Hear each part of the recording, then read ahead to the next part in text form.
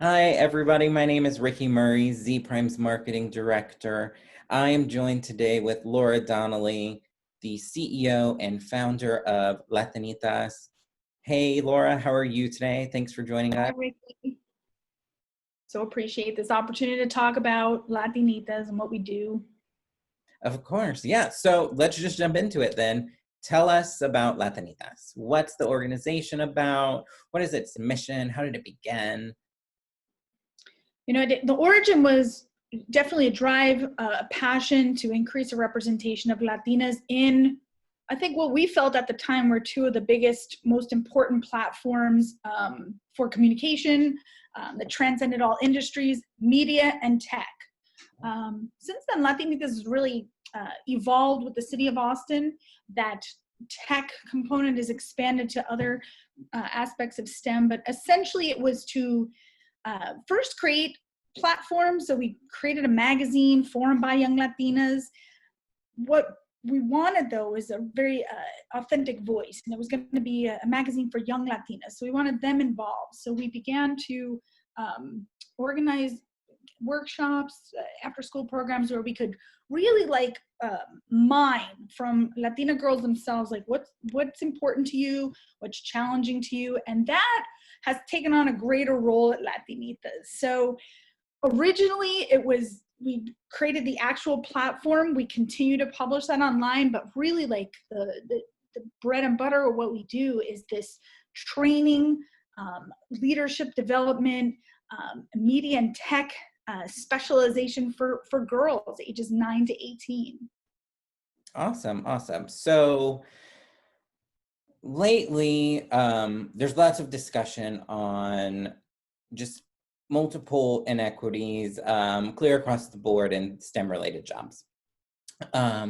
So recently, Mashable reported that of the STEM jobs that are in the US, only 24% of them are held by women. And in that same 24%, only 2% are Latinas. What are some things that Latinitas is doing to really try and increase that number? Yeah, I mean, it's a cringeworthy number, especially when we originate in a city like Austin. And we've, expanded our program to other cities in Texas and even in Silicon Valley, partnering with our partners here to deliver a couple of conferences in the San Francisco Mission District. Even in those spaces, it's even more cringeworthy to think that, innovation is sparked and it's fomenting, and yet, in those cities, just here, especially, the largest youth population, the largest makeup of our public schools who are Latina, they're not showing up in those spaces. And when you look at that number in a real magnified way, 2% Latinas, about half of that are foreign born, right? So, where they are emigrating to the United States to do that job. So our, US born Latinas right here in our backyard, right here, just, on the other side of, I-35, north, south, east, west. There's just, there's some sort of a chink in the pipeline of them getting to those spaces in Austin that we're known for. We're number one for certain kinds of tech, VR, some manufacturing. We're known for being an entrepreneurial city. So yeah, it's definitely the fuel that pushes Latinitas, and it's definitely been, I love how it guides our curriculum. So again, early on I talked about how we were like, we got to get more voices of Latinas in media. We got to get more Latinas at the tech tables. These are the spaces where young Latinos need to be. There are other components of that. We want them to be entrepreneurs. We want them to be able to be leaders in whatever they do. So, however our country is evolving as far as inclusion and who are the innovators that are being invited to the table, we're infusing that into lessons. So they're not just doing podcasting or filmmaking, even though those are important. We have them coding, we have them endeavoring virtual reality and augmented reality production, sampling what artificial intelligence is. And we just know that's how it works. I would love to have the magic wand and say, the world is inclusive. Boom. Interviewers are welcoming all kinds of people. Your point of view is valued everywhere. I would love for that to happen.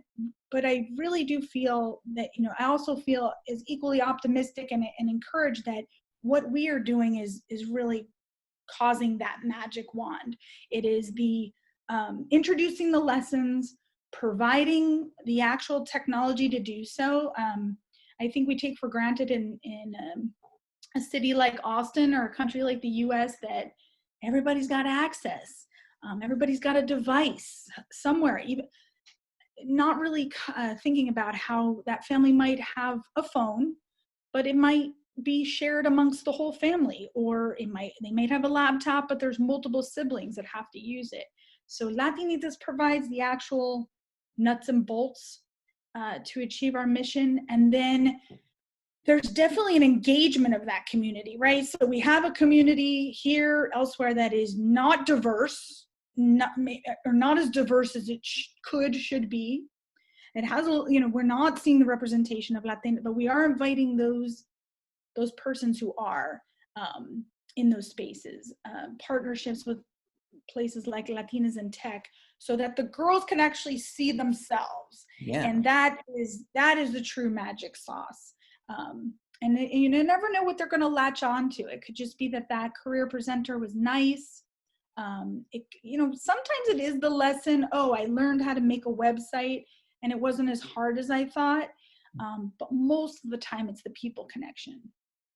Yeah, definitely. And I think when you see people who look like you, it's extremely helpful. And I think it definitely lights something different under you to really get you thinking, I can do this. I can be like these people. I mean, that was the origin of starting Latinitas from the get-go. How many magazines did you open and on the cover was a Latina? I think even today, there's still a limited purview. I mean, if you are watching a new sitcom, if you're, the majority of cinema, if I say to my son, name a Latino, hero in a movie, who's a kid, who looks like you, who looks like a boy like you, who looks like he's Mexican, he scratches his head. He can't, here we are. Decades into the 21st century, and that boy can't see himself in these roles it's dire. So providing that atmosphere has been remarkable, and I think the depth of of professions is just hard. As a kid, for anyone, is hard to know. Did you know that quality assurance was a job? Did you know that people in tech need to sometimes have a healthcare background? Do we know how valuable being bilingual is? I think that's another misconception. I think when you're, a grown professional, of course, this person is bilingual. They can work in multiple markets. They have an asset that not everybody else has. But that's not the experience that the girls in Latinitas have. That's not their lens, right? Maybe the inability to be fluent in English or write well in English has been, stigmatizing. Mm-hmm. Maybe they were still scolded for speaking Spanish. That was, an issue about 10 years ago in our clubs. Thankfully, those administrators are not in place anymore, but I think there's some misconceptions also about, do these children own their power and realize their perspective is the perspective? Yeah. That's what the market is relying on. What do you like? What do you want? How do you do it? How do you access tech? So we do a lot of that too, like why your point of view is urgent and important. Yeah, so kind of going back a little, you talked about conversations with your son. I imagine you're having a lot more conversations with him given COVID-19. We're all in a shelter in place. What are some of those barriers that you're seeing with Latinitas in terms of everyone being either working from home or doing virtual school. How has that really affected Latinitas? I think like, so in some ways, when you have this intimate relationship with a certain community, and, you know, in some ways it's, you know, an underserved or an underpaid community. So they're experiencing challenges that maybe the rest of Austin isn't. You have an intimacy with them. I mean, I think a lot of what was surfacing were things that we had already known, that there was huge disparity in technology access, that there were those stories of those families weren't necessarily making the press. We were getting plenty of stories of how you can access, you know, self-care in a yoga class Yeah. because the lens of media is spoken through a certain voice of privilege and that kind of accessibility.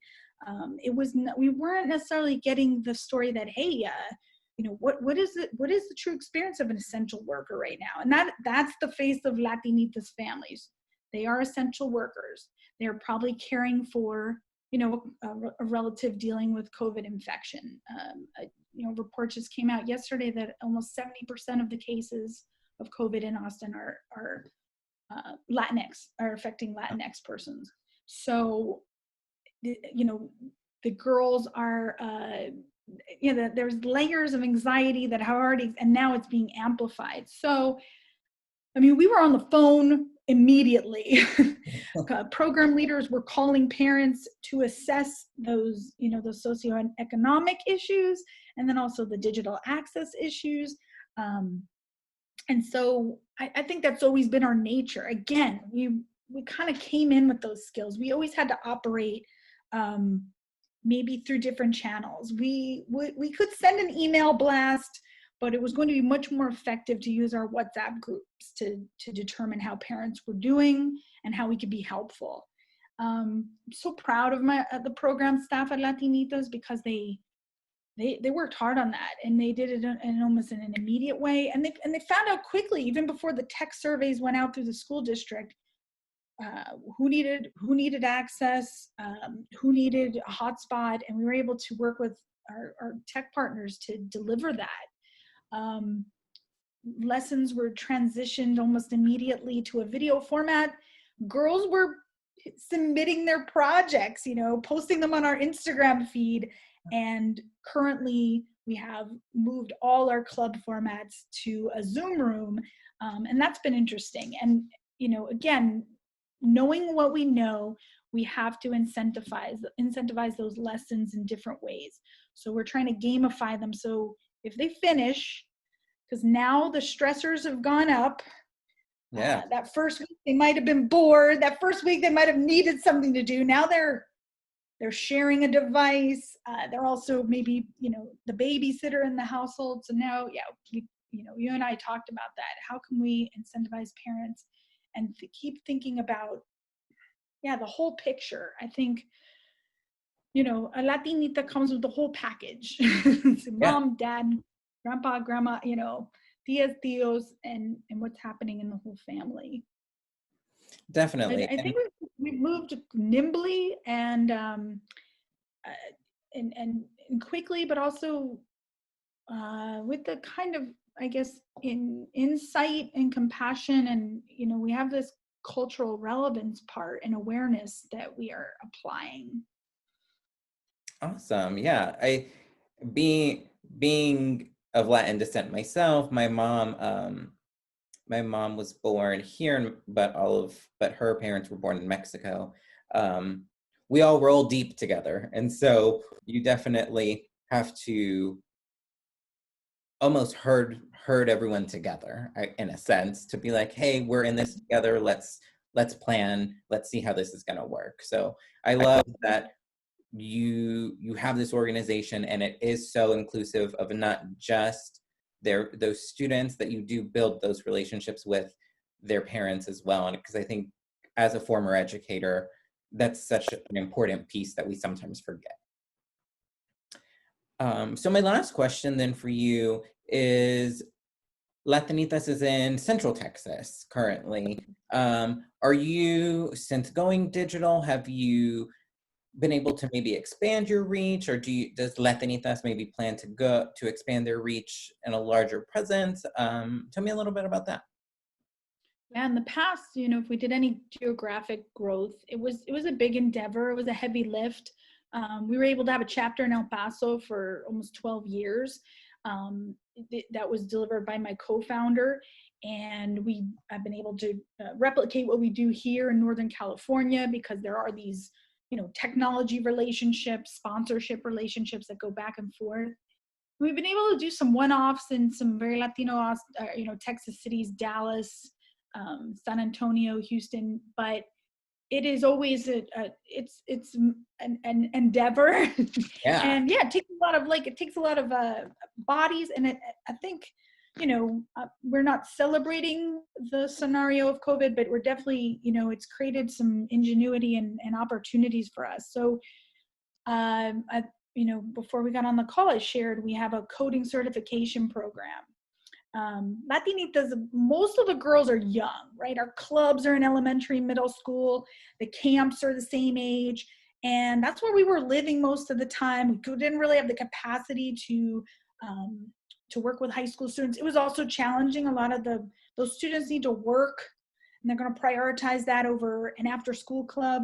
Yeah. But we were, girls were dropping off after, say, 14, and then we were losing touch with them. So we developed this coding certification program, and it's like one of those things, like if you build it, they will come, but I wasn't sure because it's coding. Right. It's not like, is every girl dreaming at home, like, I wish I could code?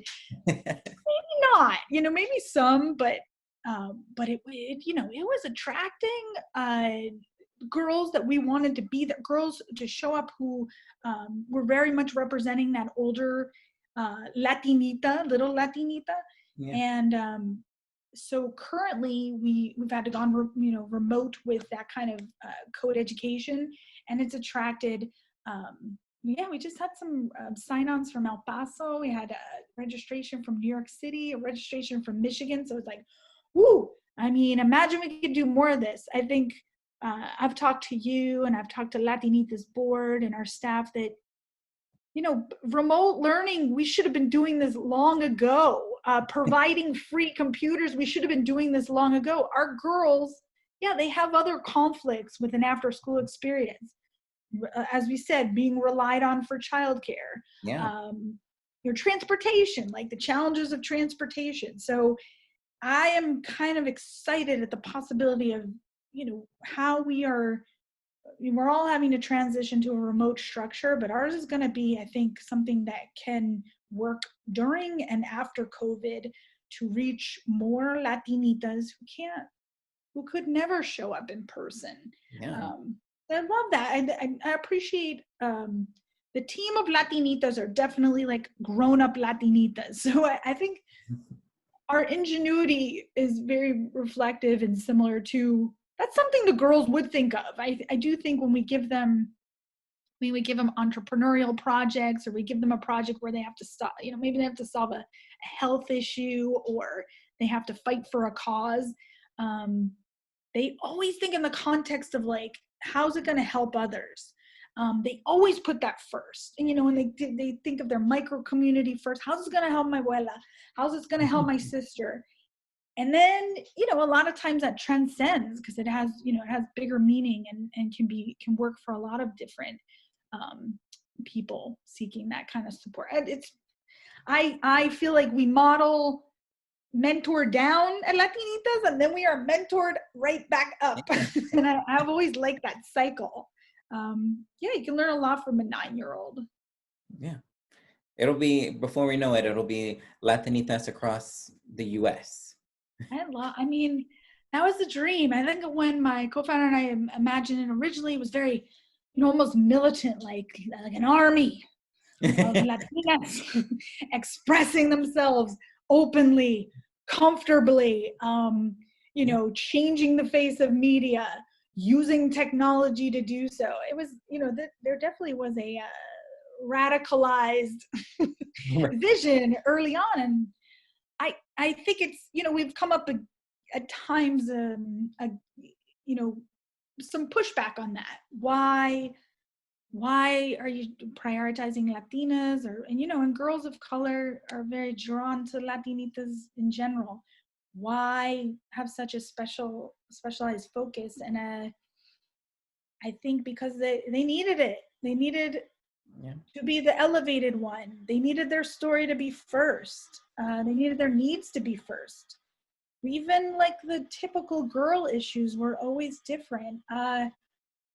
Yes, our girls have body image issues like all the rest of us, male and female, non-binary. We're all like subjected to that self-scrutiny that we learn. But there were other things. There was deprivation that was causing maybe like binge eating, food security it was just a little bit different than the, what Gwyneth Paltrow might want to talk about. So I've always been excited about that radical part where we're like, no, we're not for all girls. We are for all girls, but we want these girls to know they're special.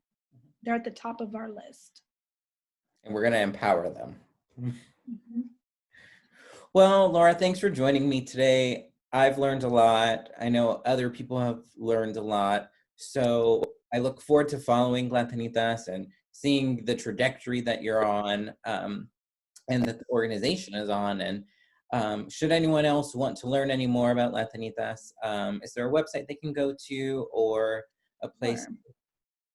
Yeah, I mean, latinitasonline.org is where we live, our site. You can follow us on Facebook at Latinitas Mag. You can follow us on Twitter, Instagram as well. And, and just for anyone who's thinking about, how a passion or a mission can start a movement. I mean, Latinitas was two people, no money, in a class at UT, two frustrated women that were kind of fed up with the portrayals and the inaccurate presentations of Latinas in general. And it has, that mission has attracted so much support, corporate partnerships, of course, funding relationships, hundreds of volunteers. Over 35,000 girls have in some way been touched by Latinitas. And that's gonna change the game. That's gonna move the needle. And it was a group effort. I think sometimes people think we did it all, but it really was a whole, like, I guess like many people that wanted to pay it forward. Maybe someone had kind of like pulled them up, and that was a powerful cycle that it's almost in its 20th year. Awesome. Yeah, and I never thought it would reach as far as, California or West Texas, or that we would be honored at South by Southwest or whatever, whatever we've achieved. But I am a big supporter of anyone with that entrepreneurial spirit that's got something that's just gnawing at them to talk to someone else about it and develop it, because you create the space and people will show up, and it's pretty amazing.